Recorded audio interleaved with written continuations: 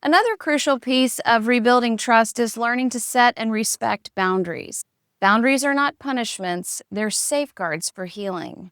Your partner may need boundaries to feel safe, like wanting more transparency about your phone use, asking you to check in before travel, or limiting certain situations that were tied to acting out. Respecting boundaries communicates your safety matters more to me than my comfort.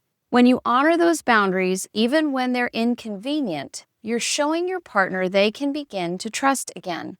Boundaries also matter for you. Setting healthy boundaries for yourself, like avoiding certain people, places, or triggers, shows your partner that you're taking responsibility for protecting your own recovery. In Hope and Freedom University's iRecovery 101 and Beginning Recovery for Couples courses, we covered 3 different types of contracts that help you and/or your partner establish healthy boundaries for yourselves and your relationship.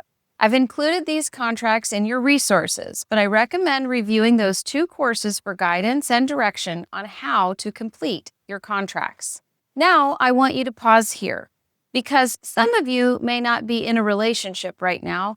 You might be thinking, how does this apply to me? The truth is, acting out often damages trust beyond just your partner. It can show up at work, with friends, or with family. Maybe you lied to cover up absences or missed deadlines. Maybe your friends stopped confiding in you because you weren't trustworthy with their stories.